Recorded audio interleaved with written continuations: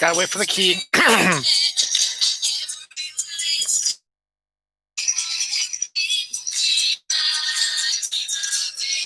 This is the Ronettes with "Be My Baby," part of the wall of sound that came out of, I guess, Motown back in the 60s and 70s. Now, the reason why I'm bringing that up today is this morning found out that Phil Spector, the producer who produced the Wall of Sound, passed away at the age of, where do we have that note, 81 due to COVID-19. And Phil Spector is a very off person. He was a fantastic producer, had a great a musical set, The Wall of Sound, which is what the Ronettes was part of. Darlene Love's another part of it all. Also, I think the Chavons might be part of that as well. And it plays really well. That their Christmas album that they did is one of my favorite, probably my favorite Christmas album of all time. However, Phil Spector in and of himself is kind of an asshole. Actually, more of a fucking loser, asshole, dickhead who murdered his girlfriend. But you know, he was in jail at the age of 19 years due to murdering his girlfriend when he passed away.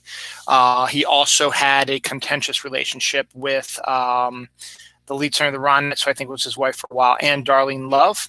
He was also very controlling, egomaniac, asshole dick, and murderer. I'll throw that in there as well. But you have to give the man credit in this case due to the musical legacy that he left behind. The Ronettes, Darlene Love, wish I had the list of all the Christmas album of all the people that he's worked with. He worked with the Beatles in their last album, Let It Be. He worked with John Lennon in Imagine, which are all huge, major, big deal hits, fantastic songs. But in the end, he's still the dude who murdered his girlfriend, which is still, very cool. But the legacy he leaves behind with the music is fantastic. It's in Goodfellas, has used it a bunch of times, and Chris Columbus used it in 9 Months and a few other Adventures in Babysitting, and then He Kissed Me is another good one that he produced as well. So stuff like that. So Phil Spector passed away at the age of 81 today. While he was a musical genius, he was also, cannot forget, he was also a dude who killed his girlfriend. So you can praise the guy for his music, but you also have to verify itself and keep it to yourself that you not keep it, but keep it, and understand, I should have said, that this guy is also a murdering, egomaniacal asshole. Anyway, welcome to Dylan Knows episode 3. Not just because my football team lost. My dad had a rough night last night. My son had a rough day yesterday. Also, rough night last night. Also, and I feel a little off today. In 3 days, actually, this time in 3 days, we'll have a new president. 12 noon on Wednesday, Joe Biden takes the oath of office and becomes the 46th president of the United States. Hopefully, all the problems that terrorists in the White House caused in his 4-year wannabe dictatorship. I'm not naive enough to say that things are going to get better like that, but here's the facts. Biden has put together a team for his cabinet that, now that the Democrats have control of Congress, which is another big thing, his cabinet posts will be allowed in, and they'll be able to do their jobs, which is to help take care of all the other stuff that Biden can't really focus on right now. He says, you're in charge of this, take care of that, keep me informed about what's going on, and we'll make some decisions if I don't agree with it, or if I do agree with it, blah, blah, blah. We'll do that. They created a science team, which is going to help bring back innovation and science to the United States, which has been sorely missed over the last 4 years. He's already set up he's going to get us back into the Paris Accords. Is going to get rid of the Muslim ban, as it were, the travel ban against Muslims, stuff like that. Obviously, people are not going to be allowed in the country due to COVID, but that's a different story. This isn't a ban because of your race or religion. He's going to get rid of that. We're going to get COVID relief. Hopefully, I'm not a fan of his decision to just do a $1,400 payment to fill in the $600 that was given to us and give us a $2,001 shot. We should have, much like what Canada has, a $2,000 a month stipend until this pandemic is over, and it should be retroactive to March, which would mean that every American should get $20,000. Basically, and then $2,000 until this pandemic is over. Where's the money coming from? Honestly, I don't know, but that didn't stop. All these other bills have been passing to give everybody COVID relief. We just need something to help relieve the pressure. There's going to be, all kinds of stuff that's going to be passed. He's going to rebuild up the vaccine buildings and get the vaccine going and stuff like that, and increase surplus on that. Is going to fix all the issues that were messed up by that asshole in the White House. So you're going to have to give him some time. Everything is not going to magically disappear on Wednesday or Thursday when he takes office. That's not how this works. It might not even get passed. It might not even get all cleared up within 4 years. There's been so much damage done to this country that it's going to probably take at least 8 years, if not 10 years, to clear all this out. They're going to need to pass new laws that are going to make sure that stuff like this does not happen again. They're going to have to, laws that you'd think would never needed to have been passed before. But because this idiot shows up and flaunts everything in everybody's face, is proof that we need to get these changes. We've got to take care of climate change. We've got to take care of forgiving college debt. We need to get back on track. We need to work on racism, sexism. We need to give freedom to everybody who needs it, obviously, so that their lives are not miserable. So check this real quick. Yeah, you're right, Scott. Scott Troutman, one of my friends of the show who's been away for a while, has come back on. He says, good luck with all that happening, even though we have all three branches of government. True, but I think having a politician in office, which is what the job needs, there's going to hopefully be some way that we can use it to work issues out in a political scenario that we should not have any access to. Let them do it in their private offices and keep us informed as well what they're doing. I'm probably not making a lot of sense because I'm just sort of, as I said, going by the seat of my pants right now. So needless to say,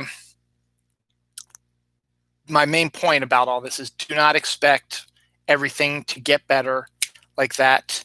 Poof.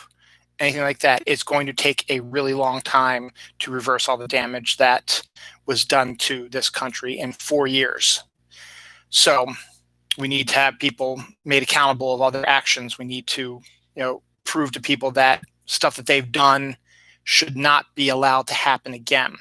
They should be, arrested, charged, thrown in prison, stripped of their positions, whatever, to get across the point that you tried to take over the United States, didn't work. Well, guess what? You're fucked right now and you're going to jail and you deserve to go to jail. That's what we should do.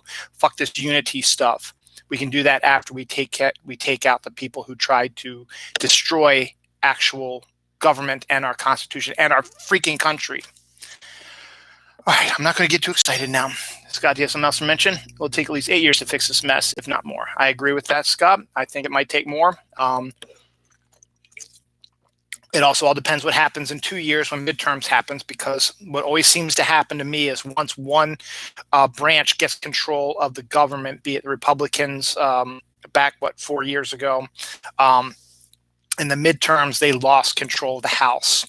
And I remember when Obama was in charge, I think there was one point that we had I don't think we ever had control entirely when Obama was president, but I believe that at one point, though, the Republicans gained a bigger foothold and stuff, which honestly led to this disaster that we're in now. But that's for another time, another speak. So we're going to talk about other stuff, actually. So so got a bunch of Marvel Cinematic Universe news, including my promised review of WandaVision, which I promised on Friday when I did my episode on Friday. Some other really interesting Marvel news. We're going to have a discussion about animals, planet Mars, NASA and space also, and Betty White is in Disneyland, and I screwed up again also. I put all my notes down in a notebook, and I had 3.5 pages done, and thought I still only had like a couple days left of news I wanted to talk about. So I started writing in the margins, and I realized that I should have just started another page because all the stuff in the margins is taking up another page. So I've got all this weird stuff. So if I look a little out off the kilter, that's why it is. There are what's the word? Recalls we can talk about. Young Guns 3, more deaths in the news. Valentine's Day, Easter, Young Rock, Godzilla vs. Kong, James Bond, Dungeons and Dragons, Huge Tanks, Guns, Liam Neeson, Bacon. David O. Russell's first film in 6 years has an outstanding cast. I'll let you know what that is. A bizarre hot dog that I think is absolutely disgusting, but that's just me. What else we got here? Woman teaches how to talk. It's see to believe it. A squirrel with superpowers. Taco Bell, Starbucks. I don't think I actually have Mountain Dew. I don't think I have any Oreo. No, I do have an Oreo story, but it's not new Oreo flavor, which is unusual. Impeachment.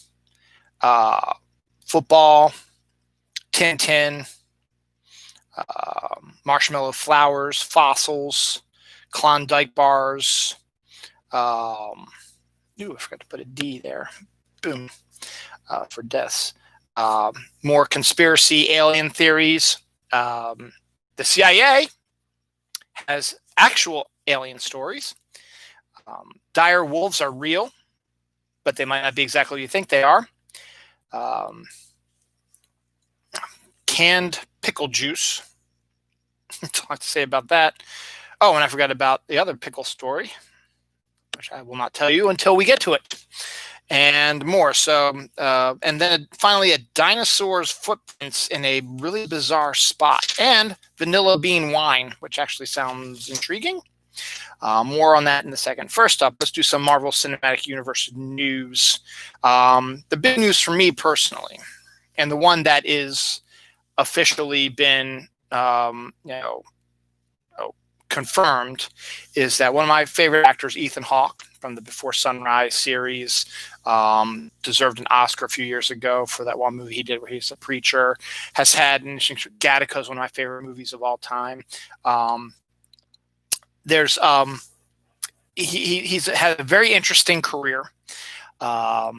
He's directed, he's written plays, he's written screenplays, he's acted in independent films, he's worked in major motion pictures, got nominated for Oscars. I hated his character in Reality Bites. I absolutely hated his character in Reality Bites. And didn't hate, but was not the biggest fan of his character in Before Sunrise. Before Sunset, for the most part, redeemed all that for me because I thought that was an absolutely brilliant movie. Still my favorite of the trilogy. But Ethan Hawke is decided, even after he made comments, I think, about superhero movies, which kind of irked me a little bit because of how I like him. He's actually going to be signing on as a villain in a comic book series on Disney Plus, the Moon Knight series starring Oscar Isaac, which is, again, I cannot stress how perfect that casting is. The Moon Knight series that hasn't started filming yet will probably start filming later this year, probably. Ethan Hawke has signed on. The Moon Knight series that hasn't started filming yet will probably start filming later this year, probably. Ethan Hawke has signed on to play the villain in the Moon Knight series, which I think is absolutely freaking brilliant and cannot wait to see it. They also signed actress May Calamune, who I don't know much about, or Calloway. No, it's Columway. Something like that. I don't know much about it, but she's probably going to possibly play the love interest. I just want to know who they're going to be cast as Frenchie. That's the big thing. I can't wait to see who that is. If you haven't read Moon Knight, you'll just have to wait to find out who Frenchie is. And it's not the woman from Grease, though that would be funny.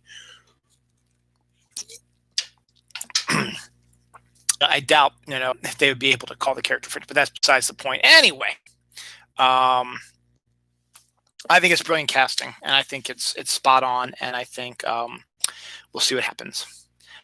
But we won't see that probably until next year, probably at the earliest. Probably this time next year, the Moon Knight series will probably be out. I doubt we'll see it this year, since they obviously haven't started filming it yet. It's going to take a while to film, special effects, stuff like that. I don't know if it's early next year. Maybe sometime in mid-2022, I would assume, would be a good time for that. But we'll see. Again, you never know. They can surprise you.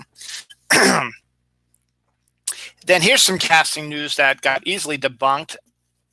There are a couple of sites on Twitter and stuff like that you really can't believe their casting of superhero movies and fantasy films, stuff like that. They've been screaming for years that there's and fantasy films, stuff like that. They've been screaming for years that there's going to be a Harry Potter movie with the original cast, and that hasn't happened in forever. So that hasn't happened in forever. There have been some other ones that you just cannot believe about. So they're saying, well, when I saw this one, I thought, it's just them spouting off again, because this one site always is just talking about, this is what we want to see. Going to make a story that's pure clickbait. It's like, they might be thinking about him doing this. It's like, Marvel's talking to Nicolas Cage to come back as Ghost Rider. No, they're not. So besides the point. Anyway, so I thought this was one of those stories, but then when it got picked up by 3 or 4 other store networks or people I follow, comic book things I follow, stuff like that, I was like, huh. And then the coup de grace, and I'll tell you about that in a second. Anyway, they're saying that Chris Evans has been talking with Marvel to reprise his role as Captain America. And they're Chris Evans on Twitter with the blue check mark comes in and says, first I heard of it. Now, here's a caveat to that, though. We've seen in the last couple months actors saying, I'm not up for that role. I'm getting the role. Shailene Woodbine, I guess is her name, who's currently portraying Kate Bishop in the Hawkeye series. And I can't forget Sashana, who's going to be in She-Hulk, also claiming she wasn't cast in it and is cast in it. So could this be a smoke and mirrors thing? It's very possible. But the fact that Chris Evans had to come out and say, no, first I heard of it. Of course, he could be joking, could be kidding around, so we don't know. The fact that the story was picked up by so many people, we'll have to wait and see. But at this point, I would take it as a grain of salt and say, probably not going to happen. Now, another one of those that happened also this week as well, another one of these that came from a different source and not this one that's told you about, that always has these, fan wishes and dreams, stuff like that they just do clickbait articles, was that Charlie Cox, who played Daredevil in the Netflix Daredevil series for 3 seasons, has finished filming his role in Spider-Man 3. First I heard of that he was in Spider-Man 3. Nobody had mentioned his casting in the official news cycles. Again, they could be trying to keep it a surprise. And this is sort of a, hey, we caught you. Yeah, we took a picture of him and he's leaving and stuff like that. In the end, it would make sense. Charlie Cox plays Matt Murdock / Daredevil. Matt Murdock is a lawyer. The end of Spider-Man 2, Spider-Man got into a lot of trouble. His identity revealed and so on and so forth. So he's going to need a lawyer. Matt Murdock makes a perfect choice. Netflix has just lost the rights to the Marvel characters they made the series for. They're back in the MCU fold, so you can use them any way they can. So it would make sense to have him come in as Matt Murdock and be Peter's lawyer. It doesn't necessarily mean we're going to see Daredevil team up with Spider-Man, though that would be freaking awesome also happening. But again, take with a grain of salt till you see officially. Again, it could be a whole smoke and mirrors thing. It was like, not really going to happen. Nah, it's fake news. And then all of a sudden you see him like, holy shit, it's true. We'll see about that. I think the Netflix they were supposed to be, but when there was a little bit of a beef between Kevin Feige and Jeff Loeb Jeff Loeb, who was running the TV side of stuff, it became a sort of a dick length argument, like who's got the bigger dick, and MCU had all the cards. So like, yeah, we're not really gonna have too much to do with the TV side of it, despite the fact that in the first season of Daredevil, you can see the Avengers Tower, and in Agents of Shield, they have lots of connections to the MCU in general. What's the harm now that Jeff Loeb is gone? The Netflix rights have reverted back to Marvel. I understand that Disney and Netflix might not be seeing eye to eye, and to have acknowledge these characters that are on Netflix as being part of their bigger universe just seems to me, as I said, a dick measuring tool is the word I was actually thinking of. But in the end, these characters are part of the Marvel universe. They should be part of the Marvel Cinematic Universe. Everything in the Netflix series and the Agents of S.H.I.E.L.D. stuff should be a part of the MCU at large, and they should refer back to them, including in so much as bringing the characters back to portray themselves in the MCU, maybe make their own movies or have them become part of the new Avengers, whatever. They need to be folded back into the fold, get their own movies or their own TV shows released on Disney Plus. Again, I don't care. Just fold them back in. It will make the universe that much better. On that same note, Krysten Ritter, who played Jessica Jones on the Netflix series, is also rumored to be in the She-Hulk series that is currently getting ready to start filming soon. So again, take with a grain of salt, but the fact is, now that Marvel owns these rights again, it just makes perfect sense to fold them into the MCU at large, but they should keep the characters that they had in the Netflix series and not change them up slightly as they've done with maybe some other characters. Deadpool 3 is also coming very soon, but I've heard that Deadpool 3 is coming forever. So again, take with a grain of salt. Won't know for sure until they officially get the announcement, but they are saying now that it will be officially part of the MCU and will be R-rated. Okay, great, fine. That's wonderful. Let's just get it done. All right. Let's see Deadpool do a exploration of the MCU at large. This is his third movie. That's what I think. It's possible, Scott, but the news, Scott Troutman just tweeted, but I thought I saw something where Kristen wasn't interested in playing the character again. It's true, but the news has been spreading recently in, again, not the site that I was talking about, that's a trash site, but in other legitimate sites that I kind of, they're saying that it appears that Krysten Ritter's character will be showing up again in the MCU at large. Again, as I said, that's just what I've heard. It's multiple sources, not the source of this fake website news, fake news website area. It's actual multiple sites have been mentioning it, and when multiple sites do it, that things to add a little credence to things, in my opinion. But again, I could be totally wrong, and also Marvel could be throwing their smoke and mirrors, as I said. Those actresses said we're not going to be playing those roles, and they end up playing those roles. So, but it's fun to hear this news, and we won't know for sure. But that leads into the actual first ever Disney Plus TV show for the Marvel Cinematic Universe has made its debut. WandaVision's first 2 episodes streamed on Friday and dropped on Friday and are now available for streaming on Disney Plus. So if you have not seen it yet, I'm getting ready to do a little bit of spoilery stuff. So either mute the sound or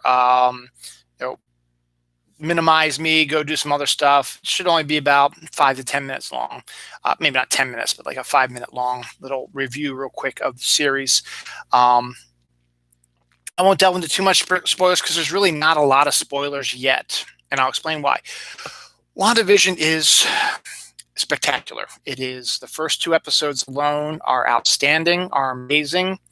And it's not just for me being a fanboy for the Marvel stuff and having the first MCU, actual MCU stuff in almost 2 years. No, this series is actually very well done. First episode was about 26 minutes. The second one was about 36 minutes. So they're only about a half-hour long episode, so not really long. And the trailers made it appear the show is really, really weird. It showed them in in different versions of the television age and stuff like that. This is true. The show starts with like the opening of a 1950s TV show in black and white as Wanda and Vision roll into their new neighborhood and into their house, and hilarity ensues. The show was filmed before a live studio audience like they did in the old days. So the laughs you hear are not canned laughter. It is an actual audience that's in there watching the shows.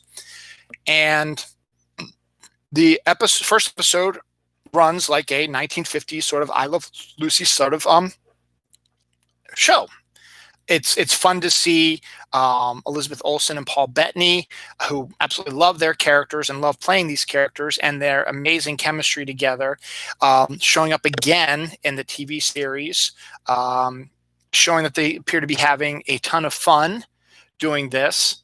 And it's, as I said, it starts off as it's sort of like a typical 1950s I Love Lucy sort of thing. There's a typical storyline that you expect. Wanda's the homemaker, stays at home, keeps the house, cooks the food, stuff like that. Vision goes off and is making the money and is the worker. They have the quirky neighbors who come in and visit, and a simple understanding. There's a heart on the calendar date, which is August 23rd, and they don't want to admit to each other that they don't know what it is. They believe it's some sort of anniversary, but they don't know what it is. So they don't want to be the first one to say, oh, I forgot, because, that's embarrassing. You forgot your anniversary. You forgot somebody's birthday or whatever. Instead, they keep playing, so you know what it is. So how are we going to celebrate? I don't know. What should we do to celebrate it? You know what it is too. Yes, we should do, we'll have to figure out a way to, so that they're running around. But the fact is that neither of them know why that heart is on the calendar. So they, get into two. So then Vision leaves for work, and then he changes his android face to human Paul Bettany face and goes to work. Whereas, Elizabeth Olsen, Scarlet Witch, Wanda's trying to figure out, okay, what is this all about? And her nosy neighbor Agnes rolls in. And it's like, welcome to the neighborhood, and if there's anything you can do to help, blah, blah, blah. And then they start talking, and then they're like, it must be our anniversary or something. So they're like, well, let's look at this magazine that shows how to keep your man satisfied. So it's all like 1950s genre type of stuff. So Wanda believes that it's like their wedding anniversary or something like that. Vision, meanwhile, goes to work. He's still trying to figure out he works at a nondescript computer place, and he's trying to figure out, what do we actually do here? But they're giving him the runner. Well, we do this. Well, what does that mean? Well, we do that. What does that mean? He doesn't know what exactly he's doing. He's just doing it, and learns that his overbearing boss is coming. Mr. Hart is coming over to dinner that night. That was what the heart was over that. So Vision calls Wanda to say, hey, have you got everything ready for tonight? Because Wanda's sitting there trying to plan a wonderful, sexy evening for them. And Vision's like, oh God, we got to get a dinner party and stuff like that. So he calls her and says, all right, we got planned for the night. We're going to have a good dinner. She's like, don't worry, God, I'll take care of it. She's like, okay, thank God. So he thinks that she knows. She thinks he knows. But it's a confusing 1950s style thing. And then you roll in, and you get Deborah Jo Rupp appearing as the boss's wife. Always good to see her in a sitcom format.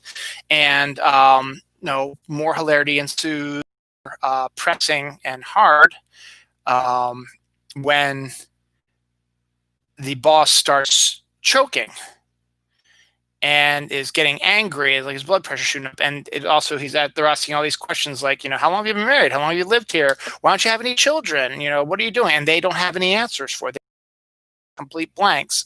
And that's the part where the series starts getting a little scary.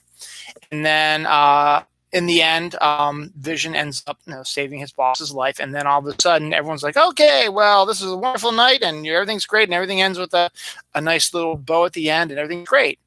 And then we pull back on the final scene, and you see Vision and Wanda on a TV as their TV show, and you see someone watching them, and that's where the episode ends. So that's the first of the mysteries. The second episode rolls in. He's Scott's like, the nosy neighbor's name is Agnes. How very bewitched of them. Yes. Which is what the second episode was. The second episode was sort of based in 1960s style sitcom. The house looks a little bit different. The attitudes of the characters are a little bit different. It's not as desexualized as it was in the 1950s. The wife is still the home, is still the homeowner, is still the home, the person who takes care of home. My mind isn't working again. And Vision still works. Now they're focusing on their 1960s TV show about getting to know the neighbors. And the episode starts with them in separate beds, and they hear a strange noise outside. And the joke is that Vision's afraid to go check it out. And then Wanda eventually gets up and says, you don't have the balls to do it, I'll do it. She doesn't say it so much that way, but she does, and finds out it was just tree branch knocking on the window. Then, because they were scared, they brought the bed together, and they end up having a little bit of whoopee. We don't see that, obviously. We just see it's a 1960s TV show, so they just pull the covers over them, and it goes away. Then we learn that Vision is going to a homeowners association meeting. It's going to be supposed to be talking about security in the neighborhood, and Wanda is going to a meeting of like a steering committee for a school talent show that they're going to be doing for the children. So Agnes brings her along, but before, I'm sorry, I'm going to have myself. So Vision leaves to go to the HOA meeting, and Wanda comes out of her house, notices something strange. A toy helicopter in her bushes in full color. Now, this is where it gets a little bit Pleasantville. It's black and white, the show, and it's got a very bewitched feel to it. The opening credits are different than the first episode. So the first episode was sort of like a 1950s style opening credit TV show. This was a 1960s sort of bewitched sort of opening credit sequence. So she sees this helicopter full color and doesn't know what's going on. Then Agnes appears and she frets about it. Wanda, okay, Dottie is the key to all this. She's one of the girls they're going to meet. If you're in with her, you're golden in this neighborhood type of thing. So of course, Wanda wants to go away to impress this Dottie woman. Meanwhile, Vision goes to the HOA meeting and discovers that it's really not about discussion of how to take care of the home, the neighborhood. It's about gossip and stuff like that. And he begins to, joke and have some fun with that. And being an android, he can't eat anything, but he takes some gum, thinking that he's not going to swallow it, and he chews it, but something happens, he swallows it, and it gums up his works, which is absolutely hilarious. He's still in the guise of Paul Bettany, but it's hilarious, though, is that he starts acting drunk. It is the funniest thing to see drunk Paul Bettany playing drunk Vision. It is outstandingly hilarious. I was laughing my ass off during those scenes where he was portraying a drunk Vision. It's fantastic. And meanwhile, as expected, because it's a 1960s sort of TV show, the main character who has to make good with the special lady, make good with the special lady, and instead keeps making things worse. And she meets a nice black lady. I forget her name right now, the character's name, who seems to be just as off kilter as Wanda is, and they sort of strike up a little bit of a friendship. We learn out later, it won't be in this episode, the actress who plays this, the black lady, is going to be grown-up Monica Rambeau from Captain Marvel, which is the group that Nick Fury formed at the end of the space of Spider-Man 2. We discover that in the post-credit sequence that he is now head of SWORD and not SHIELD, since SHIELD was under Hydra thing and they got rid of SHIELD. So this is a new defensive thing. So SWORD is the one who was watching at the end of the first episode, and we begin to Wanda starts hearing voices coming from the radio, the record player, TV, saying, "Wanda, who's watching you? Who's hurting you? Can you help us? Can you tell us anything?" And it buzzes out, so that's freaking her out a little bit. And then gets into a confrontation with Dottie. Dottie smashes a wine glass, and the blood appears red on Dottie's hands. And that's, again, the only splash of color in that as well. So things seem to be going a little whacked out there. So then we get to the part where they try to bring things back together, where it comes together at the talent show, where we have Drajan and Wanda trying to control things and make sure it doesn't turn out bad, because they've already made bad. She's already made a bad first appearance with this Dottie chick. But again, they end up, in typical 1960s TV fashion, being the best act at the talent contest and guest Dottie's and blah, blah, blah. So again, that whole sequence of the talent was one of the funniest scenes. Again, Paul Bettany playing drunk Vision, trying to do magic tricks, and Wanda having to do the magic tricks because she's the real magician, is freaking hilarious. And it is outstanding. And that is one of the main reasons why you have to watch it.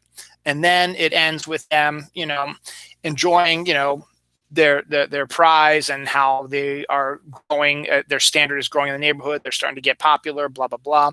Hear the same strange noise again that they heard before, but this time Vision's mad. He's like, I'm going to teach that tree branch a lesson. So both of them walk out, but it's not what you think. And here's a real big spoiler stuff. They start hearing a sewer, the round sewer thing opening slowly, and out comes somebody dressed in a beekeeper outfit.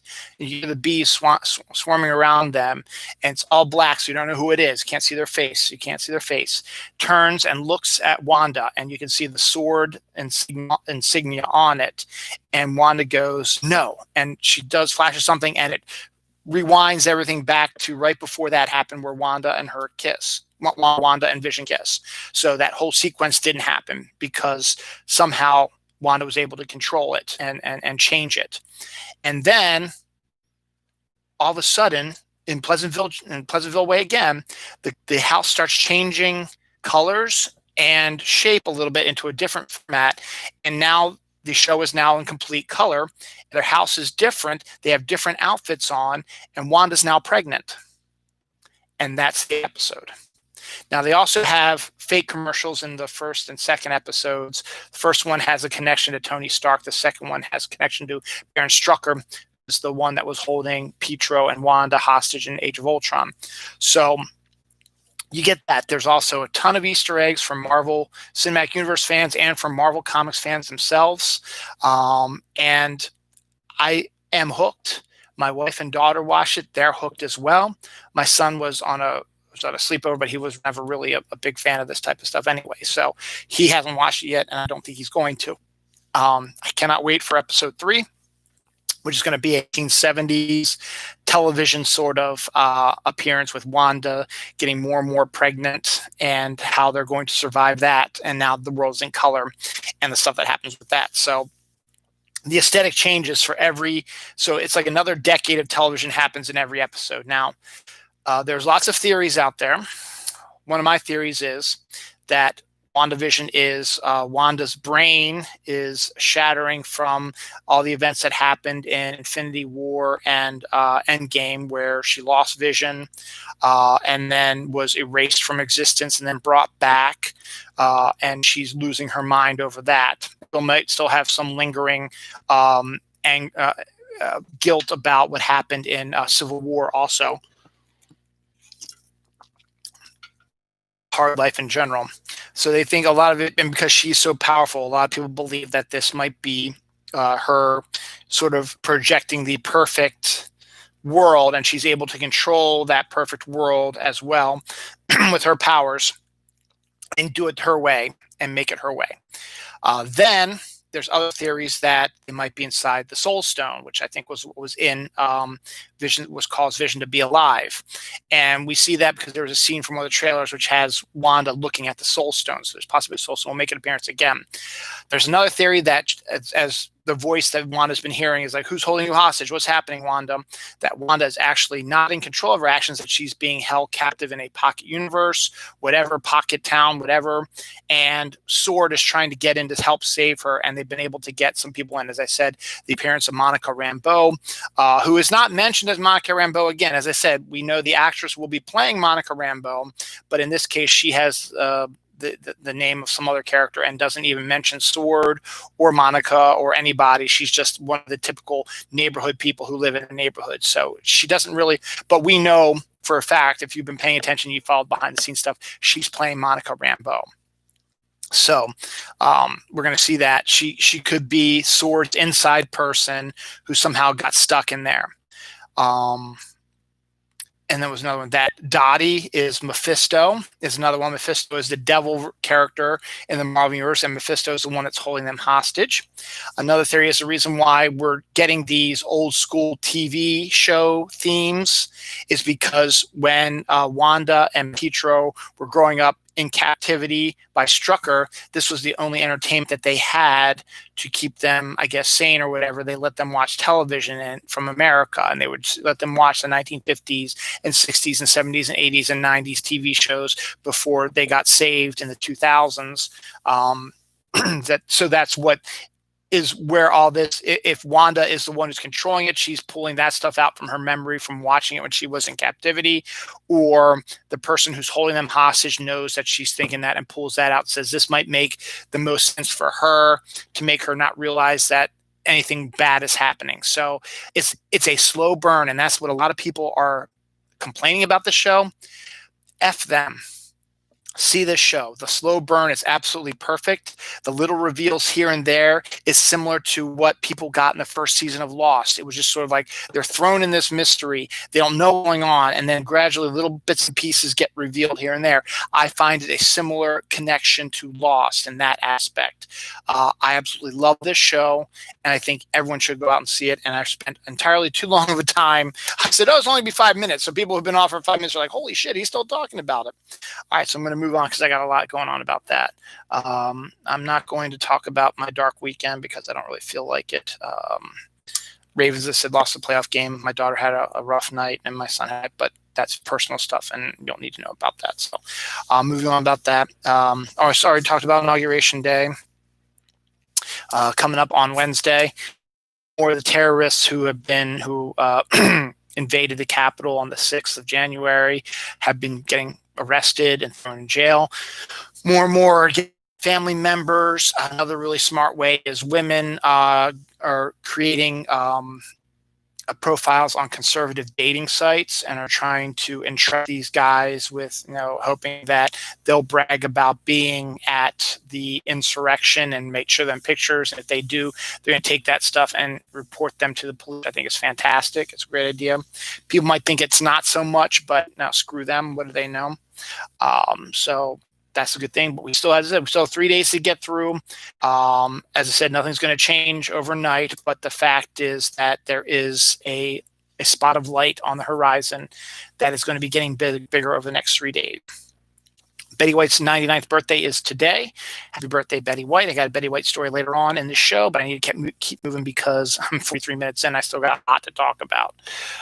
So excuse me if I go a little too fast. Snowpiercer, the TV show, season 2 trailer premiered on Twitter this week, or the trailer itself has premiered. Never saw the movie or the first season TV show, but I know the premise behind them, and the second season of this TV show sounds like it's an intriguing idea and would make sense for a TV series and not a sequel to the movie. A bobcat was photographed sitting on top of a 45-foot tall cactus, and I just got to keep saying to myself, how the hell did he get there? I guess he climbed, but how hard is it to climb up a cactus and just sit up there? And he was just sitting up at the top there, so I find that kind of interesting. A snow owl and a fox were caught on video playing with each other. Basically, people called it like a little dance. They were hopping around each other and doing a little. It wasn't any attack. The fox wasn't going to try to eat the owl. The owl wasn't going to try to eat the fox. They were just sort of playing. So it was kind of nice to see that. Wolverine has been spotted in Yellowstone National Park. Not the comic book character, the animal, a small little beastie little creature who has not been seen in Yellowstone in decades. It's finally been photographed. Looks like they're making their way back over the border. They're mostly Canadian animal, but they've been in that area for a while and have disappeared from that area for a while. But now it looks like they're slowly starting to come back again. Speaking of Betty White's birthday, baby who many people thought might never smile due to a physical condition or whatever was born, grins ear to ear while watching the Golden Girls. So, Golden Girls are good for something, right? So, good on that. Post office saying stamps with pictures of our sun on it. All different types of pictures of our sun taken from the different telescopes that have taken the different versions of the sun. They look absolutely stunning and gorgeous. And anything we can do now to help the post office, first and foremost, when President Biden gets into office, he needs to get rid of the postmaster in there, get a competent postmaster in there to fix all the issues, again, that previous postmaster and the terrorists in the White House now put in place to stop the election. Let's clear all that out. Let's get the mail sorting stuff back in. Let's hire more staff. Let's get sick time out. The people who have COVID, let's get them out of there. Let them get well. Make sure nobody else is affected. Get them,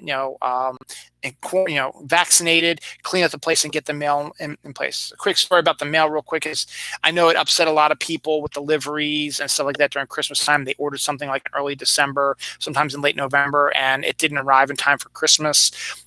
You got to give them a little bit of a break because of how the terrorist in the White House now has fucked over the post office, and the postmaster general, who is an absolute tool, had no idea what he's doing either. You have to give him a little break. There was about 3 items that I ordered way back in early December that I did not get in time for Chris, but I got all 3 of them, I think, by early January. I think like the 2nd or 3rd was the last item that I was missing. I know there's still people who are missing stuff, and I also know there are a lot of people who are also getting their things now. Don't go too crazy. Don't get too angry. Yes, it happens. Don't worry about it. Move on. We should get this taken care of. NASA finds a alien planet that has 3 suns, that orbits 3 suns. That must be absolutely NASA finds a alien planet that has 3 suns, that orbits 3 suns. That must be absolutely insane. Penguins accidentally take a selfie after finding a camera in Antarctica. So somehow I guess one of the people in Antarctica who's down there dropped their camera. Penguins found it and they didn't know what it was. They pressed a button and there was a shot of a selfie of these 2 penguins. It was really, really cute. Michael Apted, who's a director, directed some mainstream movies, but also is best known for his documentary series, basically where he made a documentary every 7 years. He picked 7 people, all sexes, ages, financial, different financial, poor, middle class, wealthy, male, female, black, white, red, whatever, all kinds of, and picked 7 of them and filmed their life, all 7 of their lives, edited into a movie called 7 Up. And then he came back to see how they were at the age of 14, and then 21, then 28, 35, and I think 42 was the last. 42 Up was the last one. He was probably prepping 49 Up probably, but he probably passed away before he was able to finish that. But he has also did, as I said, some mainstream movies as well, but he passed away this week. Tim Lester, former Steelers fullback who helped Jerome Bettis become Jerome Bettis for the most part, died of COVID this week. Let's see who else. John Riley, I think he played, I want to say he was one of the Quartermains.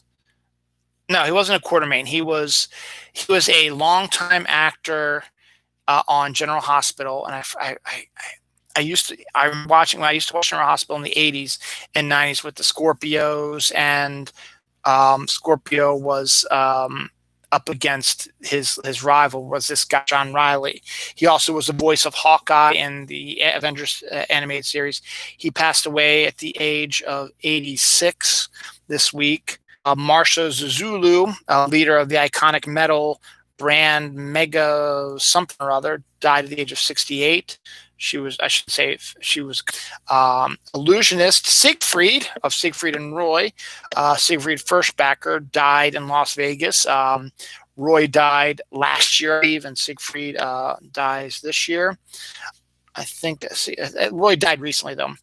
Joanne Rogers, the wife of Mr. Rogers and his widow, since Rogers died in 2020, she passed away this week at the age of 92. Allison Brown of the the Lincoln Cartoon Museum, which I don't know much about, but is famous enough that she got a article on Facebook and Twitter. Died at the age of 39.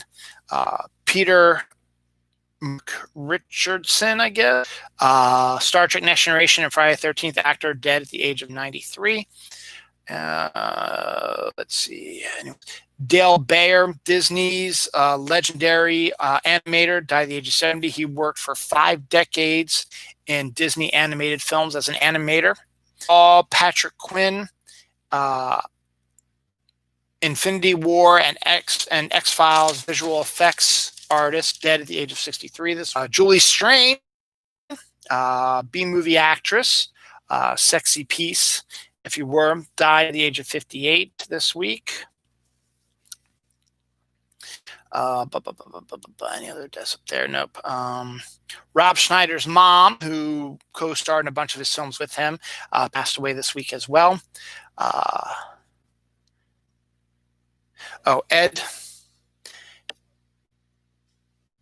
Ed Brown, writer of Ed Brown, writer of country classic Mamas, Don't Let Your Babies Grow Up to Be Cowboys, died at the age of 67, I believe, or 81. It looks like 81. How did they get 67 out of that? Don't know. Marshall McKay, Indigenous lawyer, who helped with the Autry Museum, died at the age of 68 this week. Geez, a lot of death this week as there was last week. I think I've gotten everything. I got one more page over here. Jesse Campbell.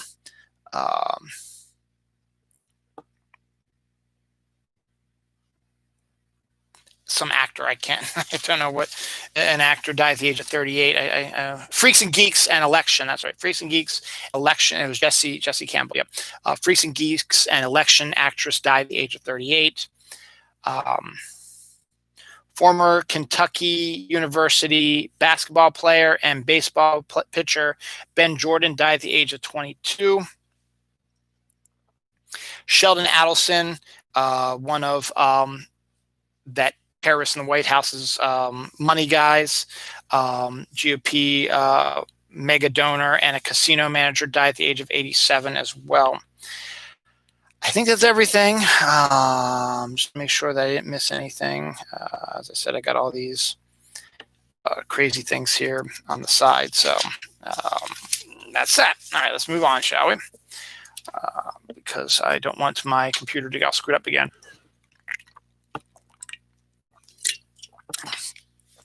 Let's see what else we got. Brendan Fraser, who's been having a little bit of a comeback with the Doom Patrol series, has been cast in Darren Aronofsky's new film, The Whale, from A24, which is another one of these independent companies that's making a name for themselves in the recent years, along with the horror one I talk about all the time. I can't think of it right now. That's pretty interesting about that. Fruity Pebbles and Cocoa Krispy ice cream is coming out. They've already, last week I talked about all the Fruity Pebbles stuff that's been going on. Well, they're continuing to do stuff for that. New aircraft for the Air Force are going to have an R2-D2 with them, basically kind of a little robot to help them with targeting and controlling things and keeping them abreast of things. They will have a kind of a robot sort of thing to help them out with that. Disneyland is going to be a vaccination site once they're able to get all the vaccine for everybody. It's big enough to get enough people in there. And since you're not really using it for the sites, and since it's the best to utilize it in some form or another, we'll take the Sandler stuff and do some drama stuff as well. But Adam Sandler's deal on Netflix has been hugely successful for him. He's so far, hasn't been really in a mainstream movie. All the movies that he's been in have shown up first on like Netflix and streaming first, and they've all been hugely popular. So it was a smart move on his part. Got to give him credit for that. And so hopefully we'll do that as well for Kevin Hart. Science proves that people who talk to their animals, to their pets, are smarter. So, talk to your animals, your pets all the time, and it means you're smarter. And the animals will laugh at you because stupid human trying to talk to me. Brownie batter hot chocolate sounds absolutely decadent. Brownie batter is Dairy Queen has been doing these brownie batter sort of the Dairy Queen special weird shake things. I had one of those a while back. Was so good. Not Frosty, that's Wendy's. But maybe this is the first sign that brownie batter is going to be the new Fruity Pebbles or whatever. One of these things that yeah, I figured that the minute I said it, Scott, I was so sure you're going to respond. I talk to my dog all the time. I finally approved my intelligence. I literally was looking at Scott. I was like, yeah, if I mention that, Scott's going to say something. So that's awesome. So yeah, so brownie batter hot chocolate might be the beginning of the new brownie batter trend. Maybe we'll see brownie batter everything soon enough. But right now, that just sounds absolutely decadent and delicious. Right now, that just sounds absolutely decadent and delicious. What else? Starbucks, have to do a Starbucks one all the time, has a Twix Frappuccino on its secret menu. So they have like everything on the secret menu. They have their main menu. They should just release a book with all their secret menu stuff and like little key phrases like, I want an A27. And they're like, gotcha. Because it's secret. But the Twix Frappuccino, I love Twix. Twix is one of my favorite candy bars. It's slowly moving up the list for me. Every time I go out now, I ignore some of the ones I used to eat all the time. I was like, I want a Twix because I like how Twix is.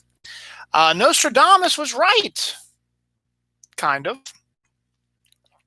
Nostradamus predicted that an asteroid the size of the Eiffel Tower, I don't know if the Eiffel Tower was around during Nostradamus, but he said a massive sized, I guess, asteroid.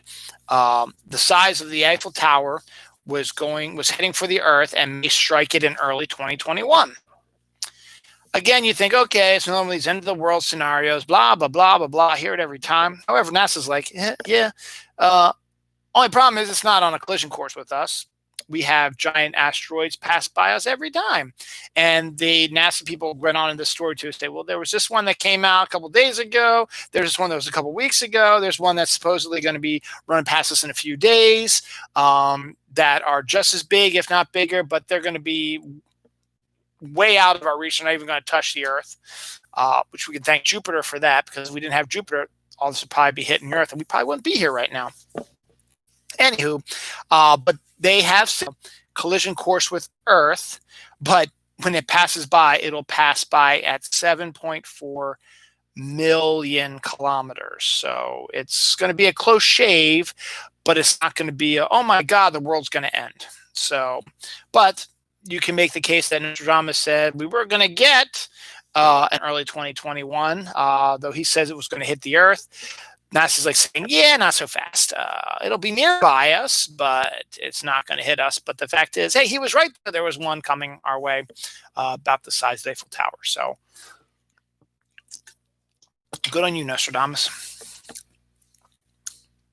NASA's has a lander that doesn't move. It's been trying to test the soil composition, been recording earthquakes and measuring stuff and trying to find water, blah, blah, blah. In one spot, they're drilling into things. They're taking pictures and all kinds of stuff. And this is the one I talked about last week that banged itself in the head because it wasn't working. So they said, bring your arm up and smack yourself in the head. And it did, and it fixed it. But it's running into a bit of trouble right now. And this is just because NASA didn't have all the information at their disposal. Because, again, they haven't physically been on Mars and haven't been able to test the composite of the soil.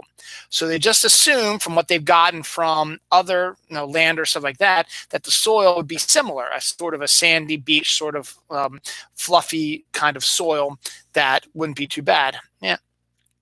The NASA lander is having major issues because they're drilling into the ground.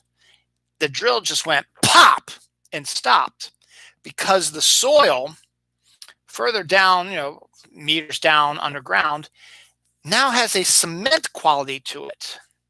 So now there's a new type of soil that is very much like a cement style soil and not the dusty beach soil that everybody thought we were getting. And that's what caused that. Plus, because of that, it's been causing them to, convert the power to that, and it's causing power shortages to the whole thing. So they're going to maybe have to renegotiate how they're going to do this. And they may have to decide to scrub that mission because it's not a movable lander. They picked that spot because they thought that would be the best spot for this, not anticipating the fact that there was going to be the cement style soil and that we're going to have some power issues. To be continued, obviously. We do have a new rover that's going to be landing on there, I think, sometime in February. So we'll be getting some new pictures from Mars and new info about Mars rolling through. I believe it's like February 5th or 3rd or something like that, where it's going to be landing, maybe even the 13th. I don't know. It's going to be sometime, I believe, in February. I think it's February, either February or March. We're going to get another lander on the surface of Mars. And I think this one's going to be a rover. So we'll be able to see a bit more pictures. Now, speaking of rovers, Curiosity rover celebrates 3,000 Martian days on the red planet with this absolutely gorgeous portrait now of Mars. Let's see if I can find this. Mars Curiosity.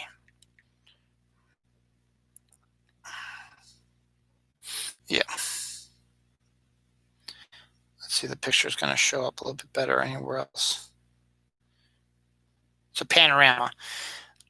It's not the best picture, but I'll see if you can. That's Mars. That's absolutely gorgeous panorama.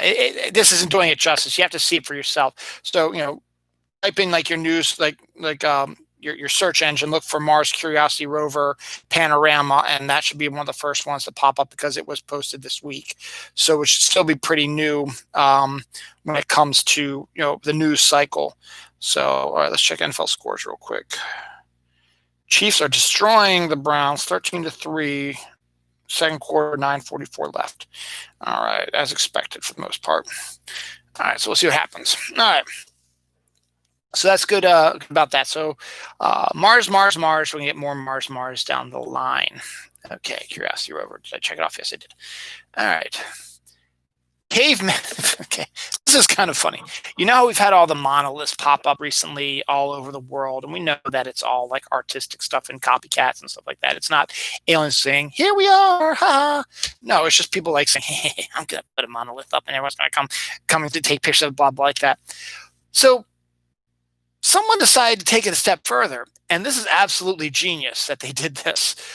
A caveman encased in ice has popped up in a Minneapolis park.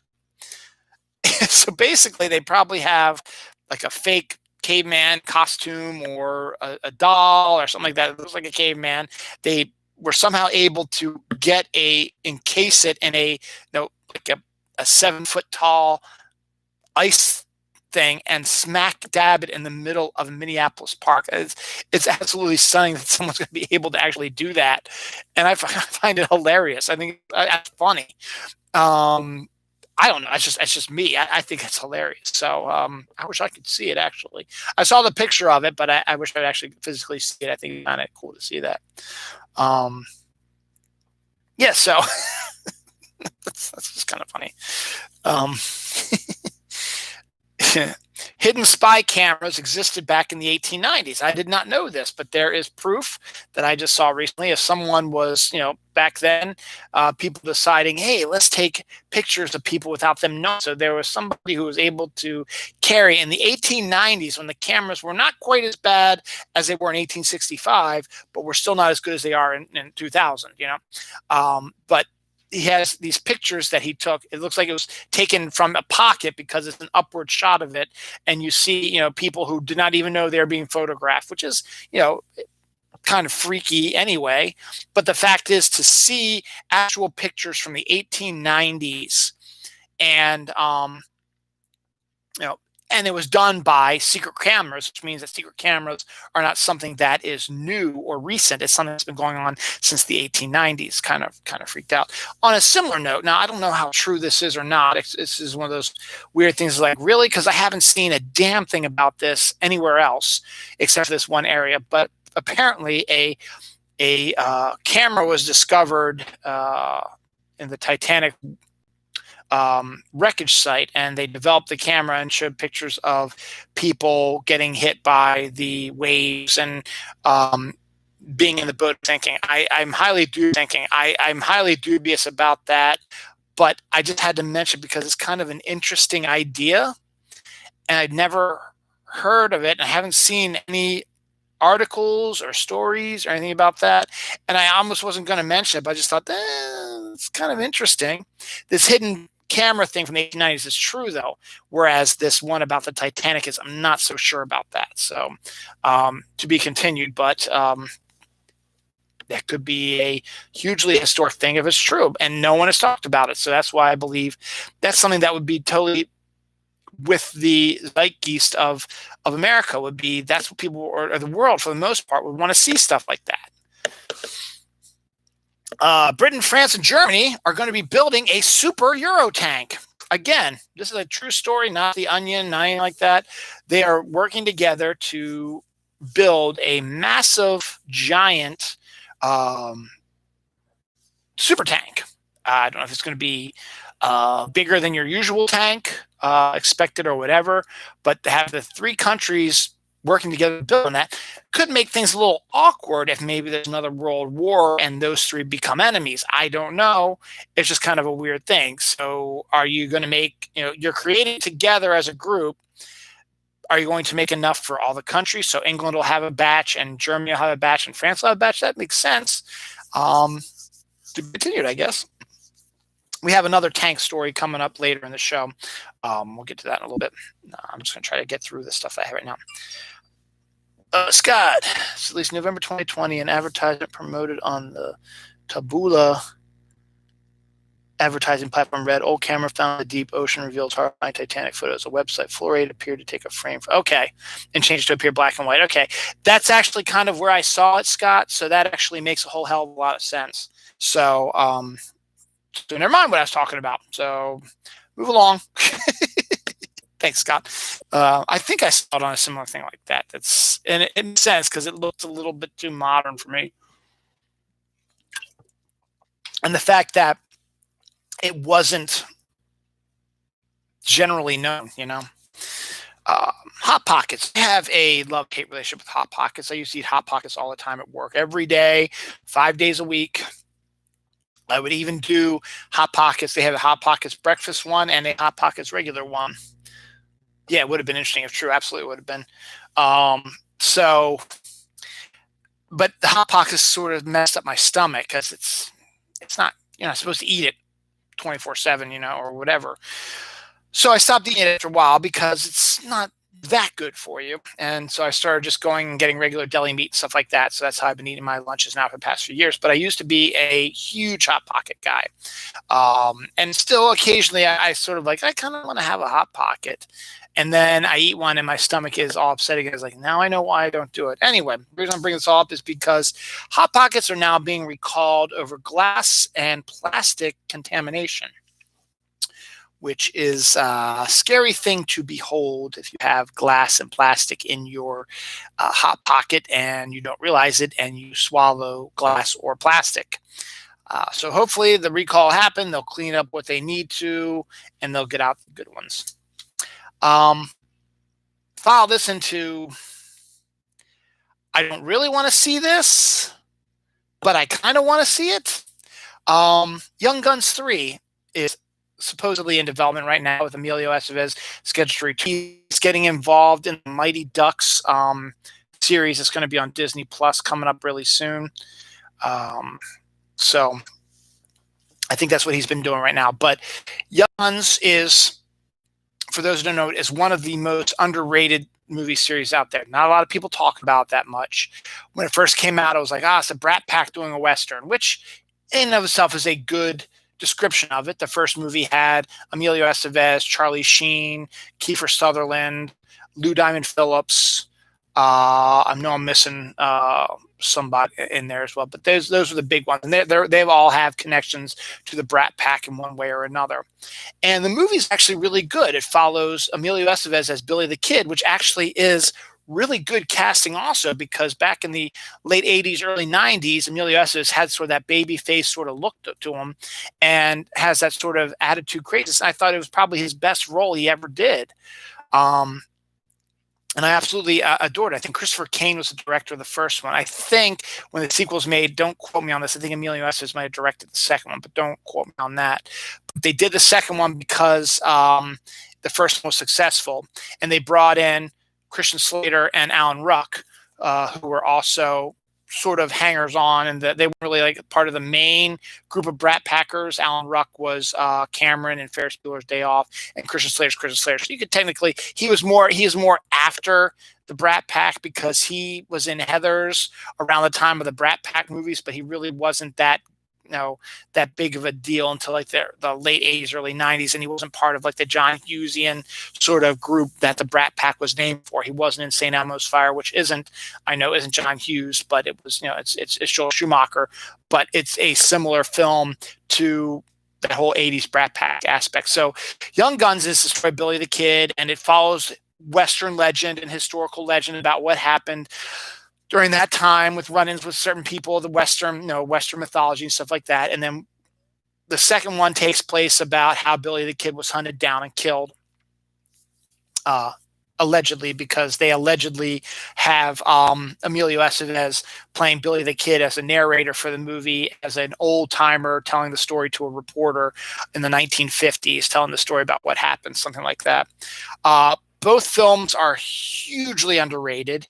If you ignored them because you said, oh God, it's a Brat Pack, are they doing a Western now? It's probably going to be terrible. It's not terrible. It's actually really, really good series. Highly recommend both of them. Now, a third one, Billy's no longer, Emilio Estevez is no longer the Billy the Kid looking thing. He's way too old now. He couldn't really be playing Billy the Kid because Billy the Kid disappeared when he was in his 20s. So you really can't have old Emilio Estevez show up and go, I'm Billy the Kid, let's shoot some stuff up, boom, boom, boom, boom, boom. You can't do that. And you have to have a better storyline for Young Guns. Maybe you don't focus on Billy the Kid because he's already gone. Maybe you focus on some of the other characters. Lou Diamond Phillips has been showing up in some stuff recently. Charlie Sheen could use something to redo his career after his whole Tiger Blood bullshit that's going on right there. Kiefer's still doing Kiefer, so but they're all older now, so I don't know how Young Guns 3 would work if you want to get the original actors back. Now, if you're going in with, hey, let's make the Young Guns sort of just the name, but let it be a focus on young Western gun people from the Old West. Then you can do like Calamity Jane, and you can do Wild Bill Hickok, and you can do Wyatt Earp's already got a ton of stuff about him. But there's tons of other Western people you can do out there. Don't bring Charlie Sheen's career back. I know, but it was embarrassing, Scott. But still, I'm just saying it's probably not going to happen anyway because they're all too old to play Young Guns. But if they decide to make it sort of like more of an anthology sort of thing where, okay, we focused on Billy and all his crew and stuff like that, let's take a look at some other aspects of Western thing. Now, last year, 2020, I read a number of Western books that were interesting to me, and I found them fascinating. The History of Dodge City, Wyatt Earp's Revenge Ride, and a few other ones in there as well. I have a Calamity Jane one that I want to read. Wild Bill, I read his story about him too. There's a Calamity Jane one that my daughter got for me for my birthday. I want to crack open sometime this year. I think it's on my list for this year. I want to check it out. So you could do that instead. Bring back the old Western sort of Buffalo Bill Cody and stuff like that, these old time Western type of characters, and set it in a time when they were young, and have new young actors. You can get new face actors if you want, or you can get some of the popular younger actors who are out there nowadays who you think could handle maybe making that next step in their career. They've played these teenage roles for so long, sort of similar to the Brat Pack, that they need a little bit of a push. St. Elmo's Fire started that when they went into their college years, but you push back that as give them something, in their mid-20s sort of thing to get their meat and their acting abilities to get out there. If they can do that, I would be okay. Now, calling it Young Guns 3 is kind of a misnomer because there's nothing about Billy the Kid and blah, blah, like that. But if you get Emilio Estevez involved with that, maybe he can direct it and maybe write the story if he's interested in the history of the Western stuff. And as I said, pick and choose, focus on younger characters and stuff like that. And, he could always, make a cameo role, not necessarily as Billy the Kid, but he could always be somebody else, and go ahead and do that as well. So we'll see. It depends on what they plan on doing, but I really do not see another film following Billy the Kid and all that, because Young Guns 2 pretty much ended that. I mean, because nothing happened. He supposedly died and then was never heard from again. And then the whole story is that he actually didn't die. He moved on with his life and, lived a regular life and just never revealed who he was. It wouldn't be realistic to show them, hey, we're going to have another battle when Billy the Kid was supposed to be dead, because there was nothing about him in history books. So we'll see about that. Where am I? Bum, bum, bum, bum, bum. For Valentine's Day, a dozen red roses is always a good thing for your loved one. But how would you like, and this is a Betty White thing, how would you like to get a dozen red roses from Golden Girls, the character played by Betty White? Well, now you can. You can get a dozen small cardboard cutouts of Betty White's rose and give it to your loved one who may be obsessed with Betty White or the Golden Girls. It's a true thing. Again, not an alien, not a an onion thing. It is a true, absolute thing. Man, I got a ton of stuff to talk about today.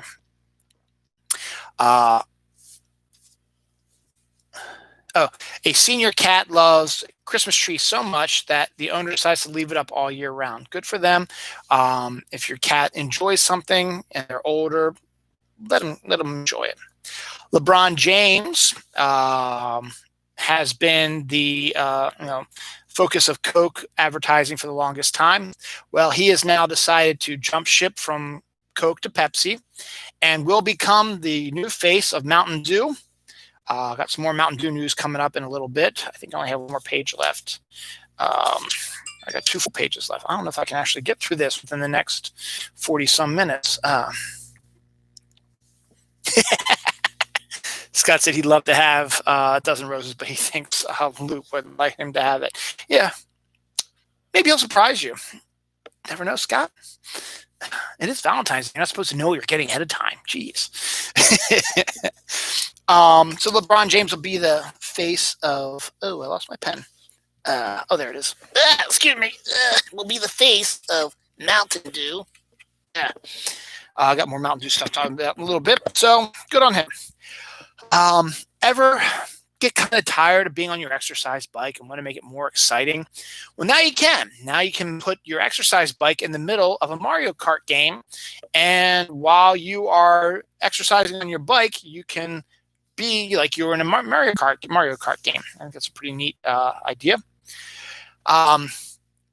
George R. R. Martin brought the dire wolves into the lexicon with their roles in the Game of Thrones series. Did you know the dire wolves are actually real creatures? As I said last week, there was video of a giant wolf crossing the road in Yellowstone. The Wolverines are coming back, and now giant wolves are there too, bigger than your typical wolf. So people were saying maybe it was a dire wolf, or maybe it was a werewolf, or maybe it was just a big giant wolf just because. But in this case, dire wolves were real. They found some sort of traces. They were able to do some DNA testing and discover that they do not actually have a connection to wolves. So dire wolves is a misnomer name. Now, they didn't really say what the connection was that they had, but they said that is definitely not a wolf-related DNA. So to be continued as we do more about that. San Diego rescue dog without eyes has been adopted by a blind person, so they can both be blind together, and I think that's sweet and cute and wonderful. For Valentine's Day, Sour Patch Conversation Hearts are going to be your new version of the Conversation Hearts. The ones you get are the hard, crumbly sort of sweet stuff. Now you can get Sour Patch ones. Skittles also has gummies coming out later this year as well. So I like Skittles, and now you can get gummy flavored Skittles. The Young Rock TV show has been getting a lot of commercial airplay during the playoffs, stuff like that. Well, it will be starting in February, so you'll be able to see how The Rock became The Rock in a sitcom sort of setting. Dungeons and Dragons has got a TV series in the works. Good for them. Funfetti ice cream cups are a thing, so they'll be coming out probably in time for this summer. Somebody wrote a 104-page Great Gatsby adaptation for the Muppets. Last week I talked about how with the Great Gatsby entering the public domain, people have been screaming for a Muppets version of Great Gatsby. Well, somebody went above and beyond and wrote a 104-page script adaptation for the Muppets. So remains to be seen if it will be used or not. Godzilla vs. Kong. The movie that was supposed to be released in May, on May 21st, is actually bucking the trend. There's other movies that keep getting moved back. I'll get to that in a little bit. This one, they're moving forward. It was supposed to come out on May 21st, which to me is a better date for a big action popcorn flick like this. But they said, no, we don't want to wait. We're going to do it before then. So it's been moved from May 21st to March 26th, which is right around the time where Coming to America 2, I believe, is coming out. So that'd be a good head-to-head matchup to watch. Here's your date in history. In 1919, a huge molasses tank exploded in the north end of Chicago, I guess. 11 dead, 50 hurt. Giant wave of 2,300,000 gallons of molasses created a 50-foot height wave that swept through the north end. It is an actual true historic event, and history can be cool. And it happened this week, so in 1919. So it's pretty interesting. Man who sprained his ankle and got lost in the Alps was led back to safety by a mysterious cat. Mysterious cat comes out of nowhere and is sort of like beckoning the man to follow the cat. The cat is able to get them back to civilization, which is outstanding. Netflix is busy with their Sandman adaptation based on the comic book written by Neil Gaiman. They have cast Gwendolyn Christie in a unspecified role right now. Good casting, I think, depending on what role. She seems like she might be one of the Endless, would be perfect for one of the Endless roles. But if it's something else, Gwendolyn Christie will bring her usual joie de vivre to it as well. Slim Jims is making their new beef stick taste just like a Coney Island hot dog. So if you like the Coney Island hot dogs and you like the Slim Jim beef sticks, you can now get a Coney Island, actually chili cheese dog, a Coney Island chili cheese hot dog flavored Slim Jims are now going to be available soon. Liam Neeson, at the age of 68, has said he will no longer do any action films. He's got one more coming out, I think, later this year or earlier or in the next couple weeks. But he says he will no longer be doing any action films. Good for him. You guys play with Nerf guns or have kids that play with Nerf guns or relatives that play with Nerf guns, whatever, and there's all the Nerf darts everywhere. You don't know what you're going to do with it. Well, now you have the Nerf gun vacuum, which picks up the darts left over from giant stuff like that pretty easily and without getting them sucked up into bags and stuff like that. So good on that. Former Michigan Governor Rick Snyder is going to be in the Flint, Michigan water crisis. That's a good sign of things to come. Some change that's long overdue. The Flint water crisis has been going on for, I think, and we're finally going to be seeing some action towards that. So that'll be good to get that out of the way. A Mountain Dew body pillow is now available for your loving. If you love Mountain Dew that much, you can now get a body pillow that looks like a Mountain Dew. You can also get a McDonald's chicken nuggets body pillow as well that you can love as well. Frostbite Mountain Dew is going to become next permanent flavor after Major Melon and the red one and the blue one and the regular green one and so on and so forth. So good on that. And Riddler-inspired Mountain Dew flavor is coming soon. Now, originally, without COVID, this year would have been the arrival of the new Batman movie with Robert Pattinson. And so Mountain Dew had bought the commercial rights for it. So they are going to be doing a commercial tie-in for it.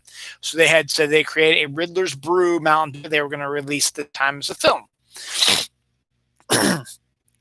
Film's been delayed till 2022, maybe even 2023. I can't remember where it's been delayed to, but it has been delayed to at least another year.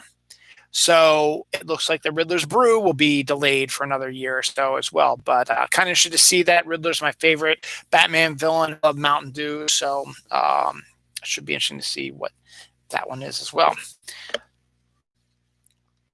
Amazon is considering buying Chris Pratt's Tomorrow War film for $200,000 so they can air it only on Amazon Prime. It's been getting some good buzz, and in a regular world without COVID, this would not even be a discussion. It'd be a tentpole summer film, but now don't know if that's going to happen or not. Okay, Batman's been delayed to May 2022. I thought I heard 2023, but that's good. So we'll see Riddler's Brew in May 2022. Thank you, Scott. Speaking of delays, No Time to Die, the James Bond movie that's been delayed more than any movie I've ever known, supposed to come out last March. Then it was moved to the summer. Then it was moved to Thanksgiving. Then it was moved to April 2nd, which would have been right before Easter.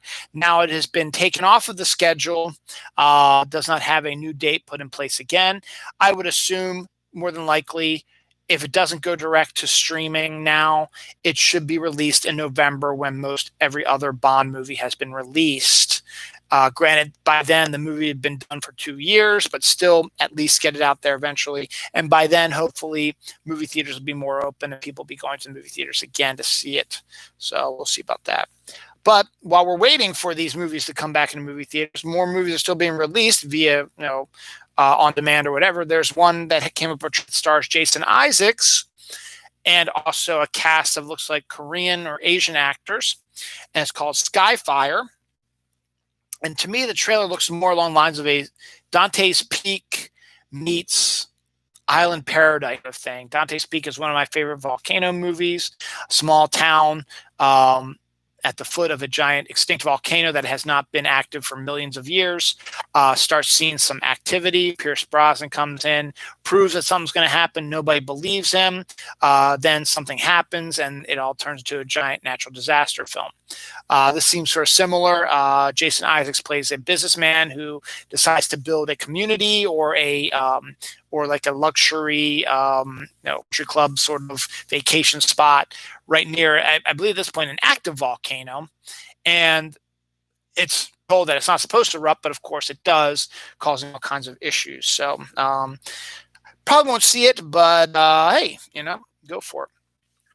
And speaking of other movies being delayed, Morbius, the film that is based on a Spider-Man villain by Sony, and it was going to be, what's his face?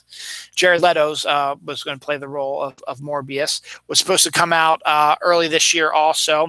It has now been moved to October, which to me is the best time. It is a vampire superhero sort of movie, and that makes sense. So good for that. Disney's got a couple of crazy foods for you to try. First up, they have French fries topped with lobster bisque cheese sauce. Lobster bisque is delicious, and add cheese to that is just, it sounds outstanding. But again, the word of today is decadent. It sounds very decadent. Don't know how it would taste, but lobster bisque and cheese on top of French fries, why not? Or just stick with the Maryland version of it and dip your French fries in gravy, because that makes the most sense, because it is absolutely delicious. French fries and gravy. French fries and ketchup is good too, but French fries and gravy, perfect. Also, you can get a secret hot dog at Disney Springs, which has peanut butter and bacon on it. Peanut butter on a hot dog. Now, bacon's not that big of a deal, but peanut butter on a hot dog and then put bacon on top of the peanut butter on top of the hot dog? I don't think so. Give me the lobster bisque cheese sauce for the fries instead. Hostess cupcakes are one of the most famous cupcakes out there. Well, they are releasing a special Valentine's Day flavor with dark chocolate raspberry flavored ones.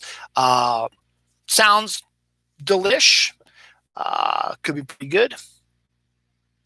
I think that's something else, but I'm just going to mark it as that I did it. Nicole Kidman and Javier Bardem are set to play Desi Arnaz and Lucy from I Love Lucy, Lucille Ball, excuse me, in a biopic, I guess. I'm not so sure about Nicole Kidman. I love her to death because she's a fellow June 20th birthday, but I don't know if she's got the Lucy quality to her. She might. I just don't see it right now. And Javier Bardem, maybe. Oh, we'll see. Some sad news. A book I read a couple years ago. It's called The Raven Master. It's about the Raven Master at the Tower of London. Tower of London has ravens that have been people who have lived there. Jessica Chastain may be a better choice than Nicole. And yeah, I could see that. Though, to be honest, though, Scott, I don't know if I've ever seen like really any Jessica Chastain sort of goofball comedy thing. I guess you don't need to have that, but I'd like to see somebody who has a goofball energy, because Lucille Ball, granted, when she wasn't Lucy, was probably not as goofball-y, but still character trait that you need to sort of show. Anyway, so Tower of London, England, has a roost of ravens that have been there for centuries. There's even prophecies that say if the ravens ever leave the Tower of London for good, London or England will fall to their enemies. So for centuries, there have been people who've been tending to the ravens. So they have, this book explains everything about the history of the ravens, and it's from the viewpoint of the current Raven Master. So he's someone who knows what he's doing and talking about. So it details everything about it. It's a really interesting book, and it's really neat, this stuff. And these ravens all have their own characters and their ways to try to get them to produce offspring, and they can keep the offspring so that there's continual amount of ravens in there. And the ravens are free to leave the Tower of London as long as they come back at night or to roost. And jobs of the Raven Masters is they have to keep track of all the ravens to make sure they all come back. And if they haven't, he's got to go and get them. There was a wild chapter. The Raven Master was detailing his worst escapades with these ravens. There was one that he had to climb up like this really rickety sort of decaying building that one of the ravens was perched atop. And he didn't want to scare the raven, but he also didn't want to die.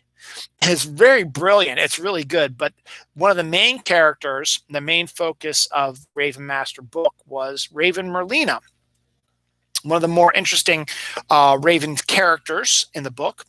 Sad news, unfortunately. The Raven. This is from the official Raven Master Twitter handle. He said that Merlina has not been seen in weeks, and they are afraid that Merlina may actually have passed away, because Merlina's probably one of their older birds, and it would make sense that the bird doesn't return, because Merlina was one that didn't really like going. She was never really one that caused the problem. She stayed within the realms of the Tower of London, and then when she disappeared for so long, they were worried, and they are pretty much giving her up now that they believe that she's passed away. So that's kind of sad news.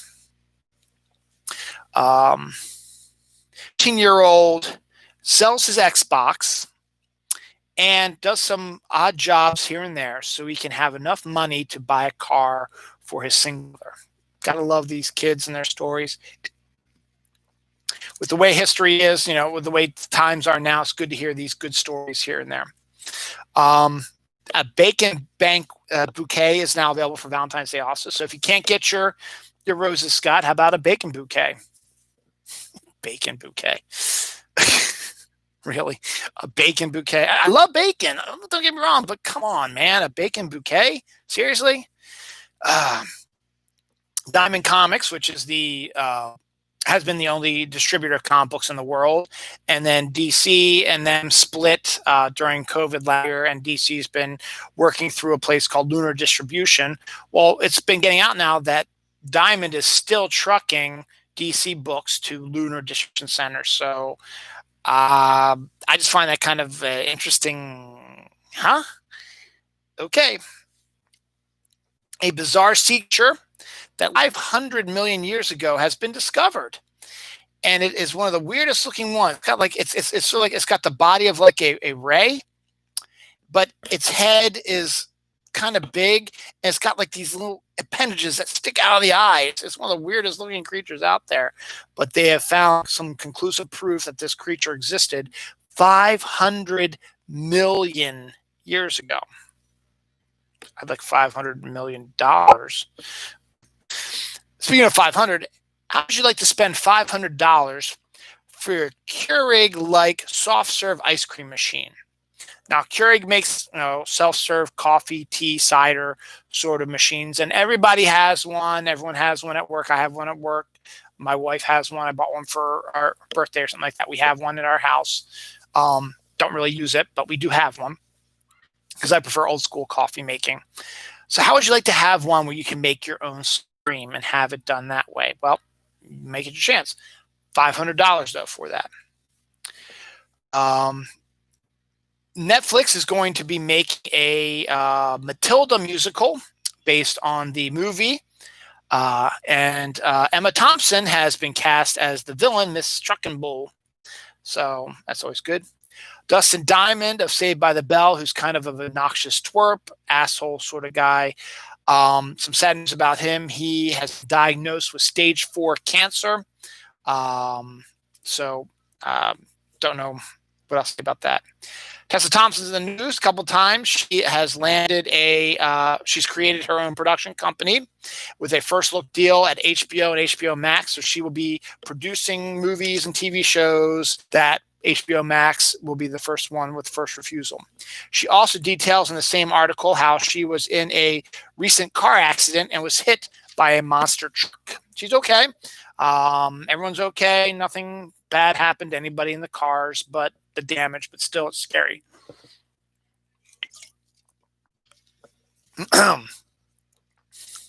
Woman has taught her cat how to talk using buttons that video and how they do that. These little circular things that have words on them, and when the cat presses her paw on the word, the voice says what the word is on there, like food, pets, hate, love, out, stuff like that, sick, stuff like that. And the cat has been trained how to press buttons to actually communicate with her owner, and the owner has used that, like when the cat presses food, it will feed you. So it knows that, okay, if I press this button, it means food. Or this button that says pets, I guess the cat was just trying to see which one did first. It's like, okay, press this one, it says pets, and then the human comes over and gives him a pet, and then stops, and then it says, okay, that means I want pets. So press things. I think it's kind of neat. The video itself is really cool to see the cat communicating with her owner. Urban Meyer, I think he's a coach of Ohio State, right? Has been hired as the new head coach for the Jacksonville Jaguars football team. Yay. College coaches tend not to do very well in the NFL. I mean, there's probably been some exceptions to the rule, but the majority of the famous ones that you expect haven't done very well. Just in time for Valentine's Day, margarita strawberries is a thing. So if you want to get your margarita strawberry thing going on, get it going on. A Tennessee lawmaker has introduced a bill to add statue of Dolly Parton to the state capitol grounds. I think that's brilliant. Dolly Parton's been doing a lot of good for the city, for the state of Tennessee and the country, and she's a nice person, good person. So good. New mineral has been discovered called something or other, I can't read my handwriting, which could revolutionize batteries, a new power source to make batteries even better than they already are. Taco Bell is bringing back the cheesy fried potatoes. that people seem to like. So good on them. Monkey tail beards is the new trend for 2021. Basically, it's a beard that comes down this way and just sort of swoops around this way, and that's it. There's nothing up here. There's nothing down this side. It goes from here down to up here. It looked like a monkey tail. Whoop. So yes, that's the height of, well, the beginning of 2021 fashion. Flora and Ulysses, based on a children's book, is now going to be made into a Disney Plus movie about a squirrel with superpowers. I saw a trailer. It looks absolutely adorable. I want to see the movie when it comes out in February. So I'll be definitely checking that out on Disney Plus. David O. Russell, his first film is working on his first film in 6 years. The last one he made was a movie called Joy. Anyway, and he's got quite a cast. No one knows what the story's about yet. But the cast includes Robert De Niro, Margot Robbie, Mike Myers, Chris Rock, Timothy Olyphant, Michael Shannon, Christian Bale, John David Washington, Rami Malek, Zoe Saldana, Anya Taylor-Joy, Alessandro Nivola, and many, many more. But that cast itself is outstanding and could make for an interesting movie. I've never been a big David O. Russell fan anyway, but that cast might make it interesting. T-bombs are the thing now. Everybody knows about the hot cocoa bombs. Well, now T-bombs are a thing that you can start getting into.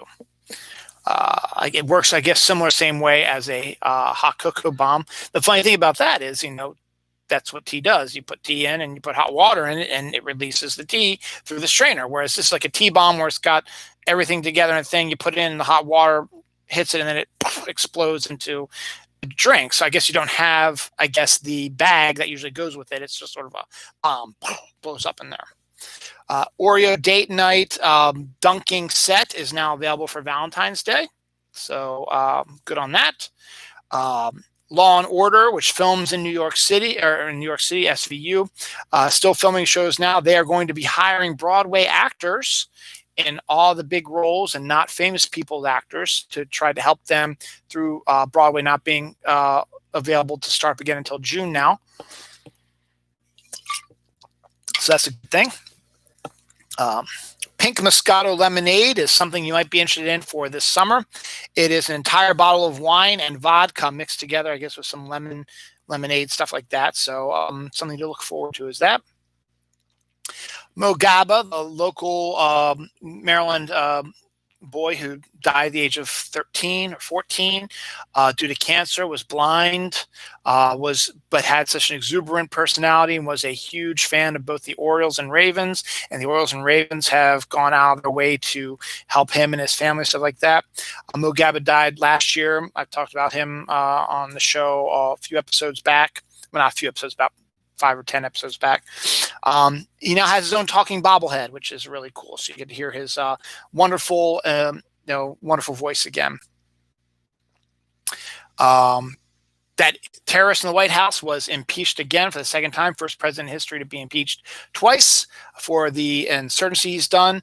Now the Senate is going to drag their feet again, and they are not going to convene on that until after the inauguration, which actually helps us because the Democrats have control of the Senate. So more than likely, there'll be more charges levied against the terrorists in the White House, and hopefully things will be taken care of on that end. That same note, the PGA has removed any of their championship games from that terrorist golf course, which is going to hit him hard in the wallet. So removed any of their championship games from that terrorist golf course, which is going to hit him hard in the wallet. So good on that. Changing things up a bit, canned pickle juice. I'm not a pickle fan, but canned pickle juice is something for those people who love their pickle brine and can't get enough of it and would rather just drink it in a can like this. Pickle brine. Also, pickle salsa is something I saw literally just before I came on the show here. So instead of tomatoes, stuff like that, you have pickles. That doesn't sound too good either. Holy God, I might have my first 2-hour episode in a long time. It's all because of you, Scott. I'm blaming you. Nah, it's fine. I had a lot to talk about. After you die, Microsoft wants to resurrect you as a chatbot. I guess use your personality or your voice or whatever as a chatbot that can be used to help other people who are still alive, I guess. Warner Brothers is going to start paying filmmakers HBO Max releases. Whole WB HBO Max thing is causing an uproar where the WB says that for the next year at least, they'll be releasing their big films simultaneously in movie theaters and on HBO Max, which is causing a lot of issues because most people are not going to go to a movie theater to go see one of these films. They can stream it live from HBO Max. I talked about this in detail, so I'm not going to do it anymore since I'm running a little longer than I usually want to. If you want to hear my discussion about this as well, again, check back 3 or 4 episodes. I discussed it in great detail when it first came out. I'm not going to do that because that's just one of these paranoid alien specific things. So we're going to cross that out. Why not? It's fictional things that claims that people have discovered a giant structure on the moon of Titan, which is Saturn's moon that is the only other place in our universe that has liquid on its surface that you can see for sure. And they claim to have seen giant. Could be true, might not be true. Some people believe they've seen strange structures on the moon. There's a whole great book about it called Dark NASA, which is about this type of thing. But this is a new aspect of that, so we'll see what happens. But speaking of that, the CIA has been ordered that they have to release their files they have on aliens and UFOs that they've been working on for close to 70 years now as part of some sort of court order deal or something like that was put in session a few decades back. So they've been releasing everything they have in their records about aliens and UFOs. So that's kind of an interesting thing. So should be interesting to see what comes out from that. Ben and Jerry's in the news. They have the first ever ice cream for dogs. So it is made specifically for dogs. So you don't want to eat it. It's a dog ice cream. It's good for dog stomachs. They're usually the type of people who are on the forefront of this type of stuff. So good on that. They also created a new flavor called Rain Dough, which is cookie dough ice cream with rainbow sprinkles in it, which is also not only a political statement, but could also be a very delicious political statement as well. So that'll be coming up really soon. Klondike, not to be outdone, is releasing shakes and cones in the freezer aisle now. So not just the Klondike bars, they're going to be doing ice cream sticks and shakes and stuff like that as well. So good on that. I think I lost Scott there. I had to go back to work or was leaving or whatever, but thank you for watching. Almost done here. Divers discover the world's largest underwater connected cave system that is filled with many Mayan mysteries and items in there. So that's kind of interesting as well. The vanilla bean wine is a new thing now. So wine you always consider as being with grapes, and then you also have had your chocolate wine. Well, now get ready for vanilla bean wine. Could be intriguing or could be absolutely disgusting. Valentine's Day is the next big holiday coming up, but we also have Easter rolling through right behind Valentine's Day.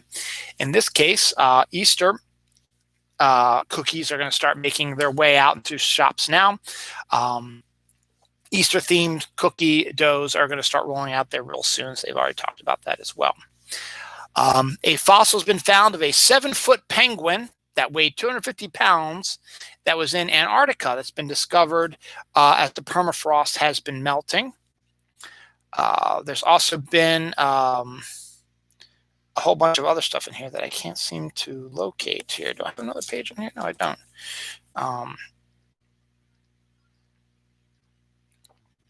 So I'll just move on. So, that's kind of interesting to see that kind of thing. A 57,000-year-old mummified wolf pup has been found in the Yukon permafrost, which is one of the bad things about climate change, where the permafrost and the ice is melting in Antarctica and Yukon, stuff like that. But you are discovering these things that have been buried in the ice forever. And now you're seeing it more and more like there. Here's another one. A well-preserved woolly rhino has been discovered in Siberia's permafrost that's been melting. So we have Antarctica permafrost melting, where we find the 7-foot, 250-pound skeleton of a penguin, 7-foot penguin, by the way, which is bigger than me. You get the woolly rhino and the Siberian permafrost that's been revealed because of the melting of the climate change. And a mummified wolf pup has been discovered in the Yukon permafrost. So we've got crazy stuff going on with climate change, which is bad that climate change is happening, but it's good because it's revealing all this stuff.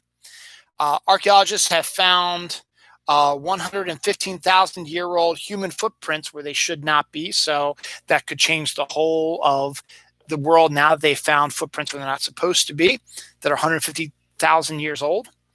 A titanosaur, which is a new type of dinosaur that's been revealed over the last few years. Some footprints have been discovered on the ceiling of a French cave, not on the ground, on the ceiling, which goes to prove that the freaking titanosaur dinosaur could walk on the roof, on the ceiling. Absolutely insane. Talked about how Hot Pockets has been recalled. Well, Weiss, which is a local, more of a local, I guess, grocery store in this area. I don't know if you guys have it out west or whatever, or down south. They need to recall their brand of ice cream due to glass to metal in their products. So you could make a case that when the terrorist in the White House now came in, he was causing a lot of changes to production and making it easier for production people to get away with more stuff and not having to go through, being checked and balanced and stuff like that, so they can get more out and stuff like that, that this could be the root cause of all that because of them not having the amount of strict people taking a good look at stuff. They're letting this stuff get out, and now it's a big problem. Doesn't make any sense why you would ignore that type of stuff, because you could ruin your company. Fisherman spots the largest ever great white shark in Australia. Video is out there of it. It's quite scary.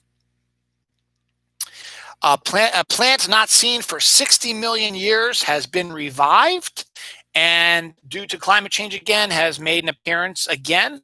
So that's also messed up. We Can Be Heroes, the Robert Rodriguez Spy Kids-esque superhero movie, is #1 again on Netflix this week. There is a new Indiana Jones video game coming soon from Ubisoft. There's also a new open world Star Wars game similar to Fortnite, stuff like that, that is going to be in the works right now, which could be really, really good coming out, is being developed right now. Could be really, really good in the future, and excited about that as well. The Sims 4 released their paranormal stuff pack, or information about their paranormal stuff pack this week. A lot of interesting stuff for the Sims 4 players, including you can now be scared. You weren't able to be scared before. Your Sims could no longer be scared. Now they can be. There's more paranormal stuff like that. You can create a haunted house as part of your Sims world if you want. That gets released January 26th. So my daughter's a Sims 4 fan, so that's why I brought it up.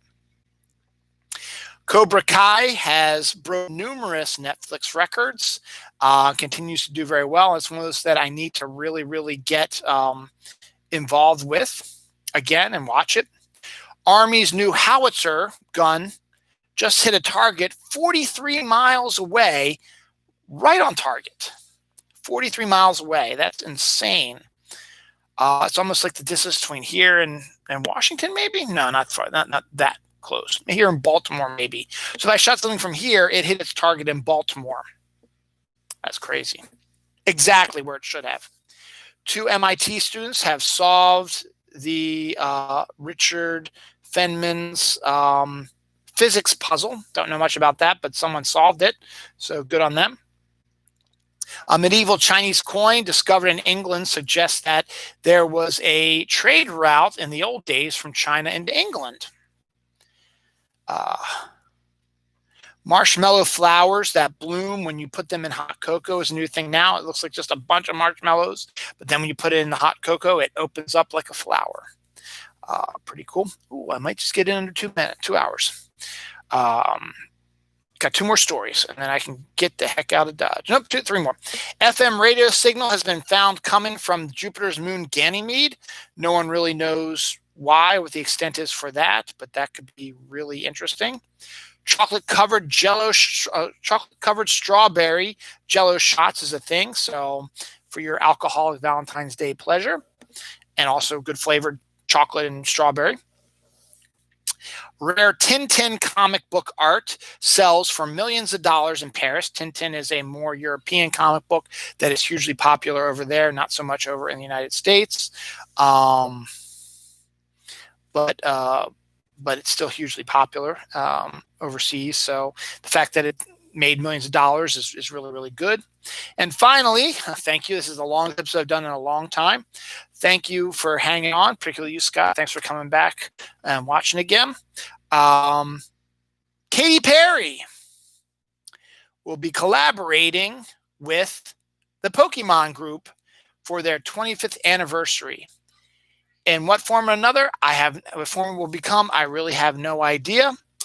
But Katy Perry is now joining the Pokemon world in some aspect. Oh well.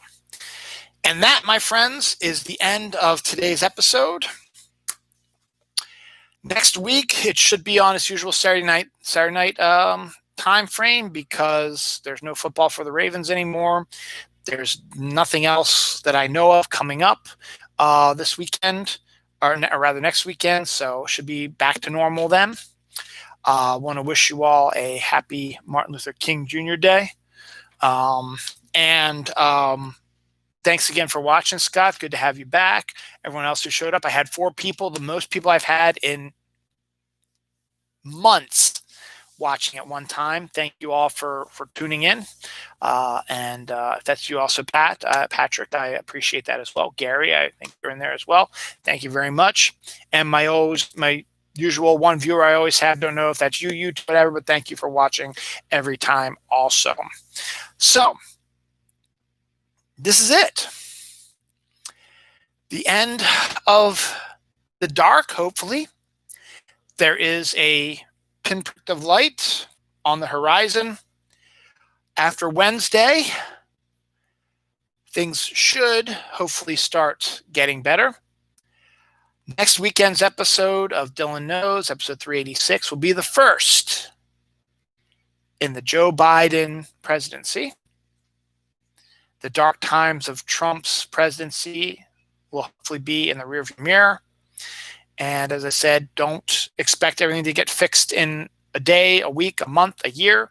It's going to take some time to get fixed. But the fact of the matter is, let's have a little bit of hope and cheer that the grown-ups are back. The people who know how to run government are back. And hopefully things will start getting back to normal. Thanks to everybody who stuck through this 4-year period with me. It's been 4 years of pure hell, and I've been doing this show longer than that. But it's been a rough 4 years. Time to start over again. Saturday, episode 386 of Dylan Knows coming your way. Hopefully the news will not be crazy and maybe not quite as much stuff as we have now, but stay tuned. Thanks for watching, guys. Be safe. Happy Martin Luther King Day. For those that have off tomorrow, enjoy. I don't. I have to go into work. Other than that, take care.